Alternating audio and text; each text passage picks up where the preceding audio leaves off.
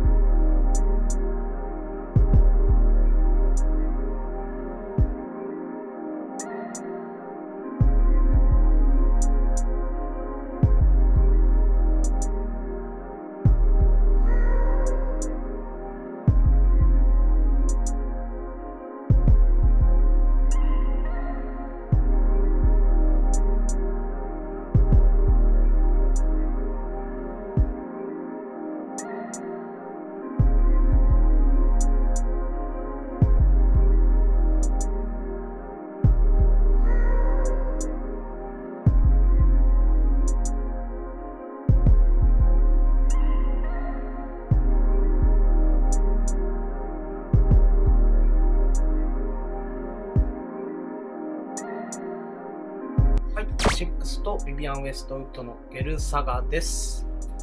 ゲルサガに関しては、僕がスニーカーに関する動画を取り出した一番最初の動画が、ゲルサガと長場優さんとのコラボレーションのモデルを紹介しました。今回はビビアン・ウエストウッドとのコラボレーションのモデルです。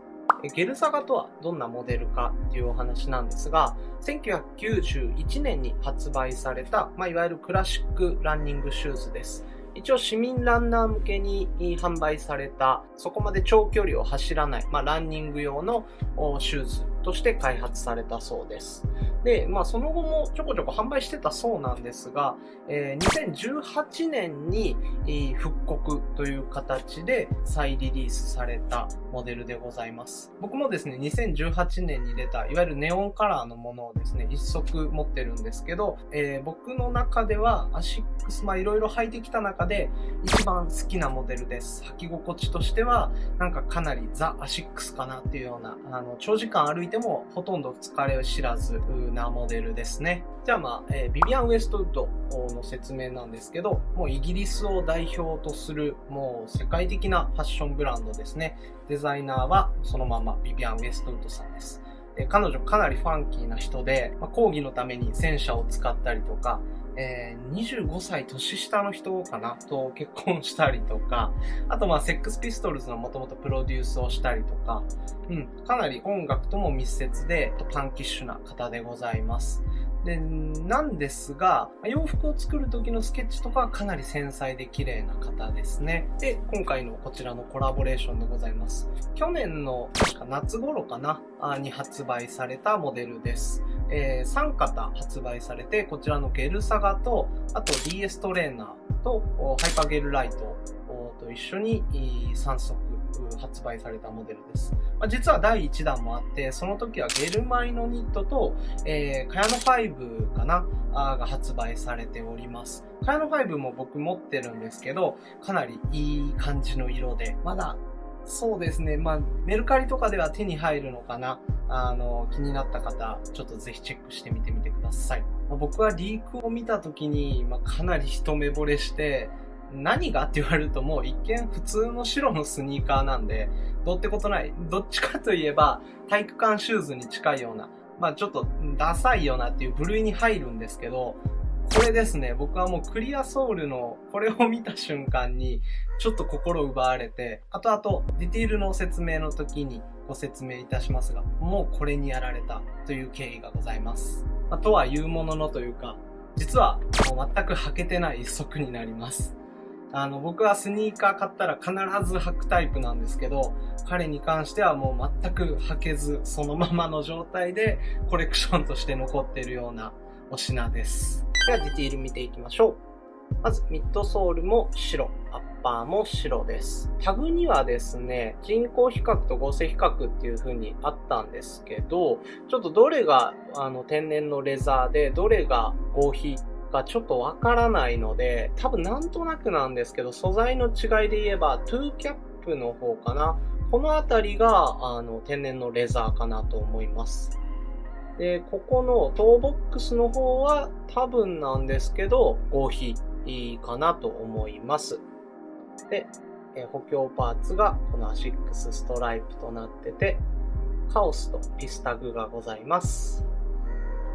後ろの方がアシックスとビビアン・ウェストウッドの特徴的なオーブございます。で、こちらにゲルサガのマークですね。シューレースは通常の細くもなく太くもなくっていうシューレースです。終端にはアシックスのエンボス加工されたロゴが入っております。そうだ、シューレースがですね、これは多分なかなか映らないと思うんですけど、シューレースチップの方にオーブが入ってたりしてます。インソールがこんな感じで絵画が入ってます。もうまさに踏み絵状態です。このインソールとともにですね、やっぱりこれですよね。クリアソール。これはですね、1743年に描かれた絵で、フランスのフランソワ・ブーシェさんという人が描いたダフニスとクロエの絵画を落とし込んだのがこちらのモデルです。ゲルサガもね、サーガが女神のお名前から取ってるんで、どことなく共通点はあるかなと思います。クリアソールといっても、ちょっと青みがかったようなクリアのソールなので、でもやっぱり汚れとか、黄ばんでくると、紫外線受けてね、黄ばんでくると、どうしても汚らしくなっちゃうので、僕は怖くて履けてない一足です。で、このダフニスとクロエは、結構ビビアンファンの中では有名っぽくて、僕も見たことあるんですけど、カバンにこの絵が落とし込んであったりとか、あとお財布なんかにもこの柄が使われてたりするので、結構ビビアンといえばみたいな感じでこの絵が選ばれることが多いそうです。で、これはですね、出た当日、原宿のアシックスフラッグショップにですね、もう始発から並んだいい思い出があります。僕そんなに並んだりしないんですけど、これに関してはもうリークの時から心ときめいてたので、絶対並ぼうと思って、並んだ一足でございます。で、その日はね、確かダブルタップスと、あと僕の好きなショップのみんなのとのコラボで、T シャツとかも出る日だったんで、これの並びが終わってすぐにダブルタップスの方に並んだのもかなりいい思い出です。その日は結局朝5時から何時だお昼2時ぐらいまでですね、2店舗を並んでたということで、ちょっと熱中症になりかけたといういい思い出もございます。ここだけ見るとかなりアクが強いのは強いんですけど、やっぱりアッパーはオールホワイトでまとめられてるので、合わせやすいのかなとは思います。僕意外とオールブラックとかオールホワイトのスニーカー持ってないんですけど、これ履いてないんでね、お前が言うなっていう話なんですけど、ガンガンちょっとこれはいつか必ずは履きたいなと思ってる一足です。ゲルサガの特性上、やっぱりどうしても体育館シューズに見えがちで、カラーリングもホワイトなので、結構いなたいというより、ちょっとダサい感が出ちゃうんですけど、僕は好きで、今年の夏、ちょっと履こうかなとは思ってます。デニムに白 T とかで、もうシンプルな感じで履きたいなと思います。歩いてる時にチラッと絵画が見えるっていうのもおしゃれなんじゃないかなと思っております。ゲルサガはやっぱり何より軽いです。長時間歩いても疲れにくい、適度な反発と、硬さのミッドソールなので、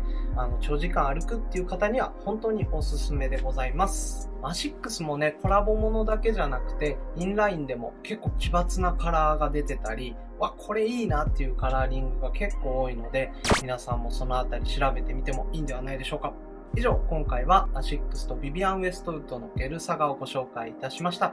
またこれからもですね、スニーカーの紹介していきたいと思っておりますので、ぜひチャンネル登録と高評価ボタンもお願いいたします。ではまた次回の動画でお会いしましょう。See you next time. Bye bye.